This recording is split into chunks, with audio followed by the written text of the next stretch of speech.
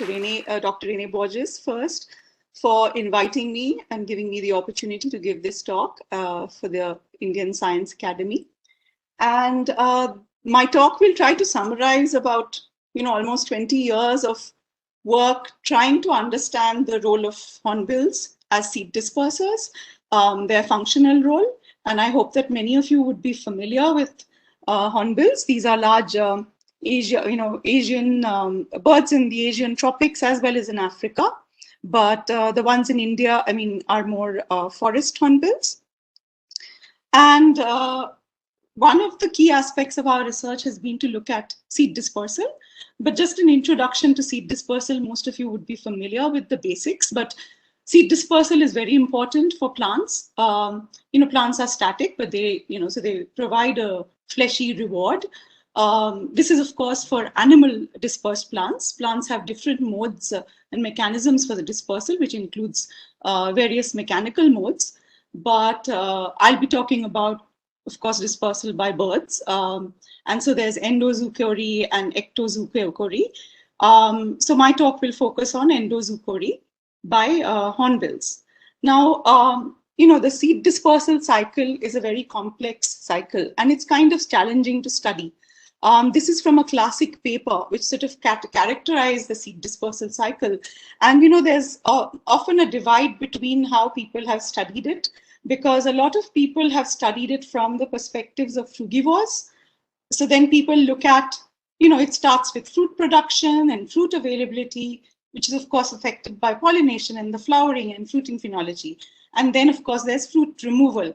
So a lot of studies, animal ecologists have ended up looking at this side, the right-hand side of this cycle, much more than looking at the plant side of the cycle, and in terms of understanding what happens after consumers are taking the fruits and then processing and depositing the seeds.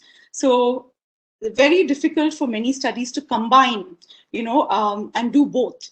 And of course, the time scales, to actually assess seed dispersal and the success of seed dispersal, you'll need to follow over much longer time scales, right? And that's often not possible in seed dispersal studies, although there are ways to assess, seed fates and seedling recruitment and ultimate establishment. So some of the major biotic, dispersal agents are vertebrates, and 90% of the tree species, woody species in the tropics are, produce fleshy fruits.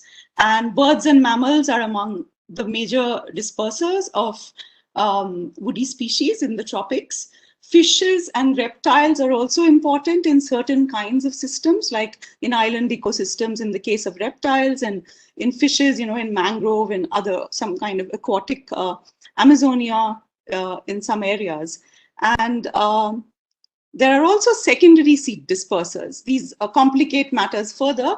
There are, groups like terrestrial rodents as well as dung beetles, which can change the initial template of seed deposition by the primary disperser and move seeds to another, a location by scatter dispersing the seeds in caches, which they forget to retrieve. And by the way, rodents are largely seed predators and not really seed dispersers. And in tropical forests, like where I work in Northeast India and Arunachal, there is a whole host of vertebrate seed dispersers, which includes bats, various species of civets, and of course the hornbills and many other frugivorous birds and ungulates and bears. So our work has been in two different sites in Arunachal Pradesh in Northeast India. One, some of my earlier PhD work was in the Pake Tiger Reserve, while one of my former PhD students, who's a colleague now, Rohit Naniwadekar, looked at some aspects of seed dispersal by hornbills in Namdapha Tiger Reserve. And we also tried to address some of the other critical questions that had been lacking from our previous studies in later work in Pake from 2014 onwards.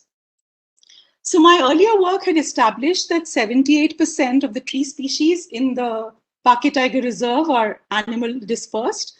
This is based on field observations as well as based on the fruit characteristics. Here we hadn't gone into the in-depth dispersal effectiveness. Yeah, it was just to establish that overall a lot of the tree species are dispersed by animals, and they have fruit characteristics which suggest seed dispersal by birds or mammals. But our main question was to do with looking at how effective are hornbills as seed dispersers. And in this area, you have 3 sympatric species which are large-sized. The wreathed hornbill, the great hornbill are much larger, and the oriental pied hornbill, which is among the smaller species. And first of all, I mean, I'm just presenting some preliminary data to suggest that why, I mean, hornbills do eat a large number of species in these forests. So these include a lot of the Meliaceae and Myristicaceae fruits, nutmegs and, you know, others. And these are all the fruits of, which are very dehiscent fruits with arillate capsular, you know, fruits. While the other kinds of fruits that hornbills eat among the non-fig fruits are fleshy single-seeded drupes, which include things like the Polyalthea simiarum, as well as Livistona jenkinsiana, and includes many species from the Lauraceae and the Myrtaceae. Apart from that, the other type of fruit, of course, that hornbills do consume and disperse are figs, which can include strangler figs as well as freestanding figs. So, first of all, just to establish that hornbills are major frugivores, our work has shown that 90% of the fruits that, 90% of their diet is composed of fruits. And they also are very picky when they eat fruits. This image shows the great hornbill male picking out, the dehiscent fruit of a disoxylum, which has, like when it ripens, it splits open and it reveals the 3 to 4 seeds, which are covered by arils. And the aim of the hornbill is only that arillate fruit. So they're not interested in the outer covering, which is hard and not edible. Now, one of the first things that we looked at is, the gape size of birds determines the sizes of fruits that they would be able to swallow and consume. And of course, they can peck at fruits also, but swallowing helps better in seed dispersal, and I'll explain that later why. So what we looked at was the relationship between the average size of fruits swallowed and the gape width of seed dispersers or fruit consumers. And you will see that in the top right-hand corner are the 3 hornbill species, which not only have much higher gape sizes, but they are able to consume the largest fruit sizes available. While lots of the other smaller frugivorous birds, like various bulbuls and barbets, are all in the lower left-hand corner. There are exceptions in the sense of if you can make out the open circles, 2 species of imperial pigeons consume much larger fruits than what is expected based on their gape size. So generally that, hornbills can consume a wide range of fruit sizes. So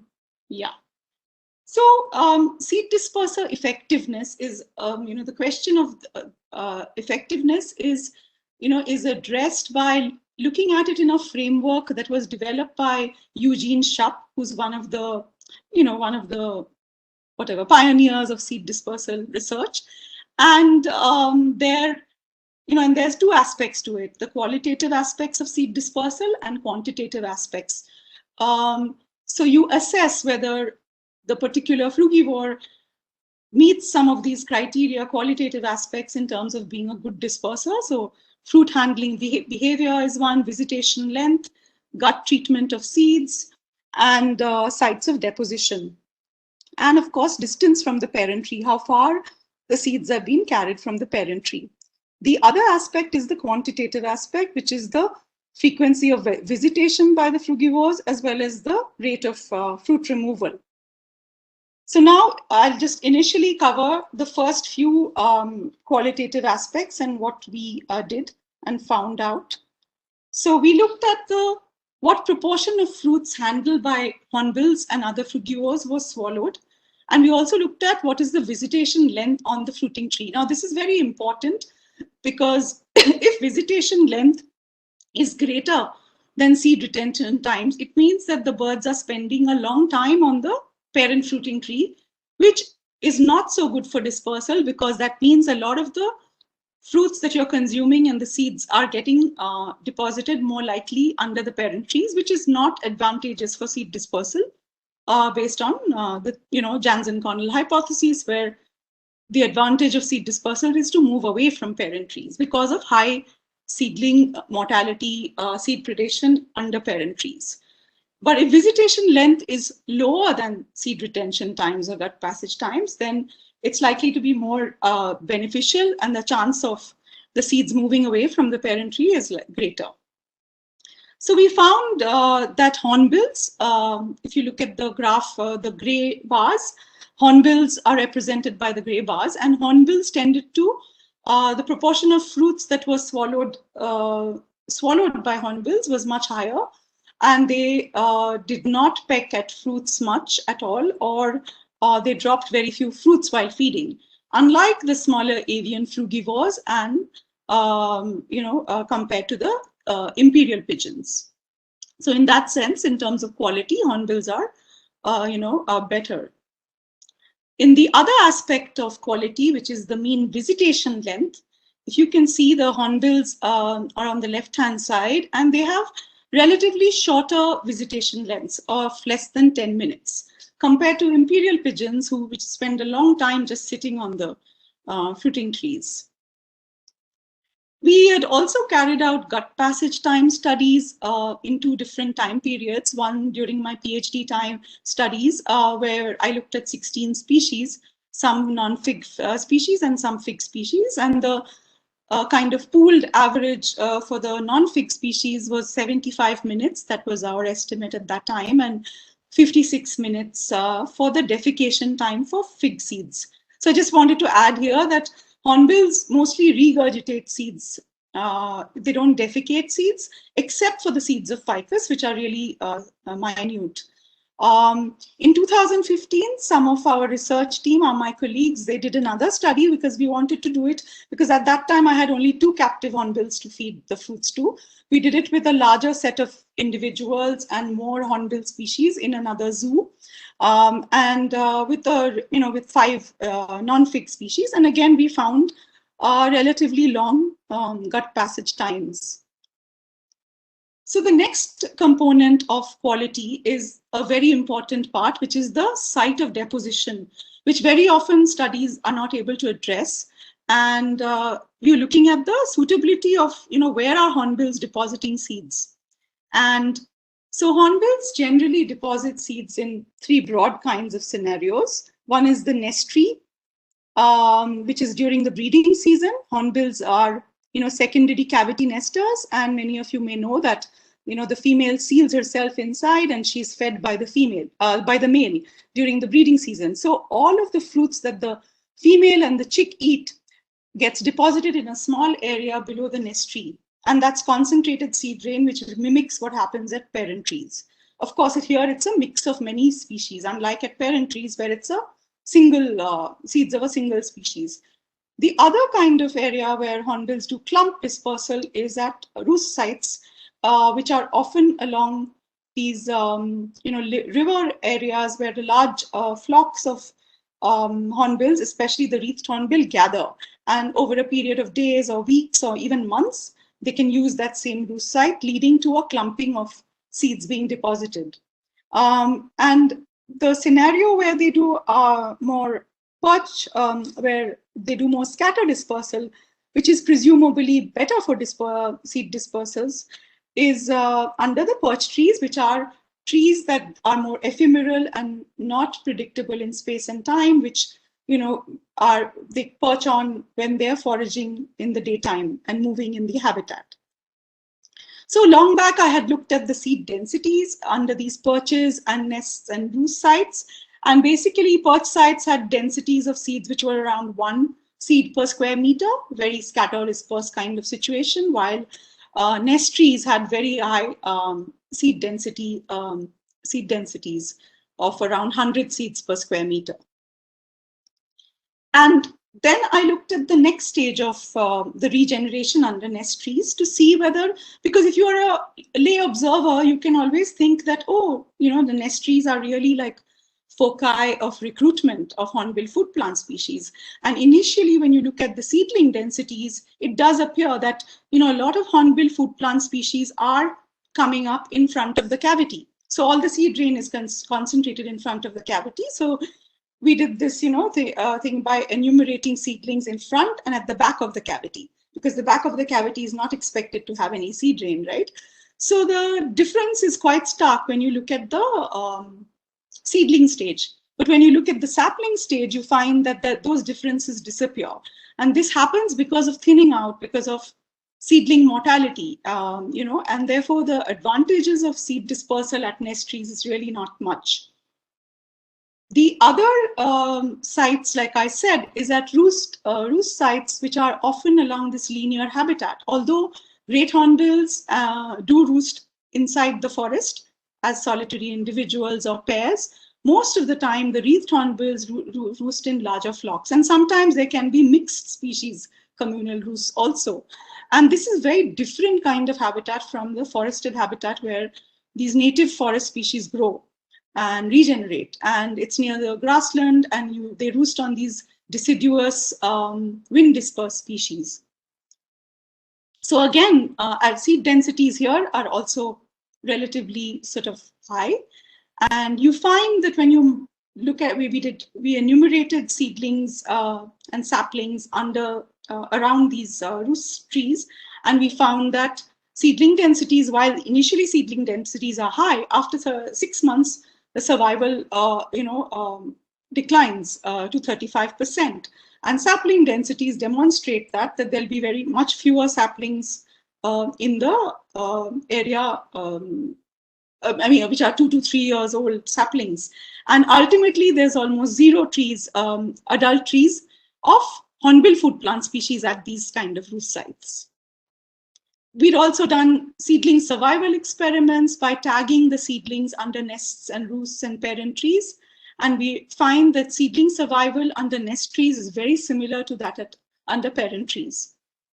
And that picture shows you the seedlings coming up just below a nest tree. Now, but later on, my former PhD student Rohit looked at the question of scatter dispersal, because I showed that, clump dispersal doesn't seem to be so great for seed dispersal by hornbills, but when they are scatter dispersing seeds while foraging and perching, they are probably doing a better job. And his work has demonstrated that they scattered. He's estimated that they scatter disperse seeds to the order of 600 to 11,600 seeds per day per square kilometer. I'm not going into the details of how and what he did. His work, there's a paper that can be seen because I don't have time. But okay, so we established about the sites of deposition. What remained, and which was a critical aspect of understanding, was how far do hornbills disperse seeds? And this is one of the major questions that many seed dispersal researchers try to answer, and it's very difficult to do so. And you cannot do this very easily for most of these forest birds unless you catch them and tag them and try to understand their fine scale movements. So we got permits to catch hornbills with canopy mist nets and caught them at fruiting trees, and they were fitted with battery powered GPS tags. And that is Rohit, and that is one of our field staff, Tali, with the great hornbill and the wreathed hornbill that we had captured. It takes a lot of work and a lot of time, a lot of patience to do get these hornbills. And this just shows you the kind of movements, just as an illustration of the great hornbill, one of the first great hornbills we tagged, and the wreathed hornbill that we had tagged. And these hornbills basically are moving in the landscape in Pake Tiger Reserve, but also in the adjoining Nameri Tiger Reserve. They're also coming into reserve forest areas where there's more human modified areas and villages and settlements. So potentially they're dispersing seeds in these areas. And just, although our purpose was not home ranges, but just to demonstrate, give you the sizes of the areas that they move across. we had 5 great hornbills, which we managed to tag, and 1 wreathed hornbill only. And the great hornbill breeding season ranges were less than 2 square kilometers, while the wreathed hornbill, the single wreathed hornbill, had a much larger home range. I do not have time to go into the reasons of why that happens between these 2 species, but just takeaway is that the 2 great hornbills, which we, which are the non-breeding great hornbills, if you can notice that they have much larger home ranges during the non-breeding season, which indicates that, they're more territorial during the breeding season. We had the gut passage time of, the seeds, and we also, we had the, we got the start location based on the movement data. And then, we excluded the nest and roost sites, and we drew a random starting point from a distribution of the locations of, the foraging sightings of these birds, right, from our movement data. And so we integrated the gut passage time and the movement data to determine the probability of the seed arrival, the final location of the seed. This is a standard way that seed dispersal researchers try to estimate, seed dispersal kernels, it's called, or displacement curves. And we found that the great hornbill breeding season, the median distance of seed dispersal was around 300 meters, while the maximum distance was 2.5 kilometers. And for the wreathed hornbill, which is the gray bar, it was median distance was 1.3 kilometers, while maximum distance was almost 11 kilometers. And for the great hornbills in the non-breeding season, the median distance was similar to what were in the breeding season, but the maximum distance was much longer. They moved much more in the non-breeding season, about 13 kilometers. And by definitions of distance of dispersal, basically hornbills are long-range seed dispersers. This was already kind of anecdotally or whatever suspected, but this has not been really demonstrated for Asian hornbills. There's only 1 study or 2 studies now from Africa which has shown this for African hornbills, but this is the first study which has done it for Asian hornbill species. So the next aspect that we looked at was the quantity part of effectiveness. And I'll just quickly go, Reni, I'm almost done. So in terms of looking at the quantitative role, one of our students did fruit tree watches of 4 of the most important hornbill food plant species and looked at the visitation rates as well as the fruit removal rates. And we found that the visitation rate per hour by hornbills is, not too high compared to imperial pigeons, but in terms of the number of fruits eaten per visit, hornbills are much better, and so combined, hornbills play a much better role quantitatively in terms of seed dispersal. So to summarize, hornbills have a high percentage of fruits in the diet. Their large gape size enables a consumption of a wide range as well as the largest fruit sizes. Seeds are viable and undamaged, and germination success is also high for some species. I didn't have the time to present that aspect of the work anyway, that was much earlier work. And of course, they have got longer gut retention times, shorter visitation lengths, and a high fruit removal with visitation rates. But because of the clump deposition at roost and nest trees, there's quite, those sites are not so suitable for seedling recruitment. But if you look at it at a broader scale, the proportion of seeds that might be getting deposited at these kind of sites is probably less compared to the overall seed dispersal services when they are foraging and perching during the daytime. And they do long distance seed dispersal, and they have long daily foraging movements. The wreathed hornbills can move up to 24 kilometers per day. And yeah, I just wanted to, I didn't have an acknowledgement slide, but I wanted to thank, a lot of this work has been possible due to grants from DST, as well as from International Foundation for Science and Rufford Small Grants and WCS, and in the past from the MOEF. You again for the thank you, Aparajita. we have time for a couple of questions, quick questions. So there's one from Sinu Palati who asks about secondary seed dispersal. Is there any evidence for secondary seed dispersal? Yeah, so we in another study, because I was talking about hornbills in this talk, I didn't have time to. I mean, it wasn't part of this talk, but we have studied the secondary seed dispersal by terrestrial rodents in this forest, and we found very interestingly that the two species of porcupines are important seed predators. So there's always the question whether they're acting as seed predators or as secondary seed dispersers, right? Whether there's caching. And although in temperate forests you have so much of larder hoarding, and I know that Renee and Hema have also found giant squirrels doing some hoarding. But for tropical forests in India, we had not really, looked at this in the Northeast. So we tagged seeds, and we found that, these squirrels, some of the Caloscurus species, hoary-bellied squirrel, was also caching, as well as some of these forest rodents. I'm forgetting the scientific names, Niviventer and Rattus, some of the. So this is published in PLOS One, our work with one of my students. Okay, so the last question, because we have to move to another session completely. There's a question from Ganpati Bhaskaran who asks, is seed dispersal accompanied by microbiome distribution? Is this an important component? So have you looked at the microbiomes of, where I think he's talking perhaps about where the seeds land and the microbiome associated in terms of germination? No. It's talking about, yeah.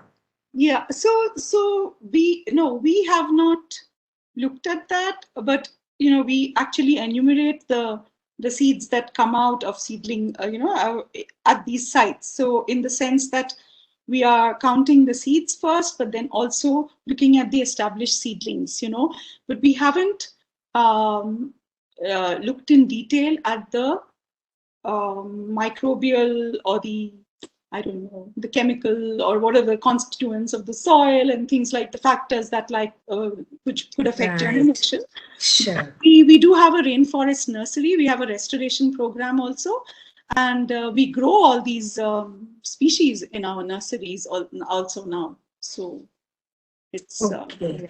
So the last comment is from Uma Shankar, who says, in the context of forest fragmentation, hornbills are effectively bridging or, gene flow. They are good, carriers of gene flow in terms of forest fragmentation. Yes.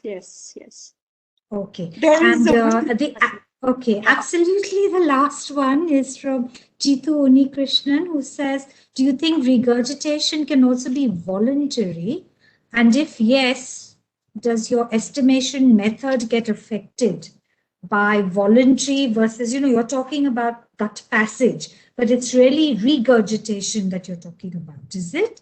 So, yeah.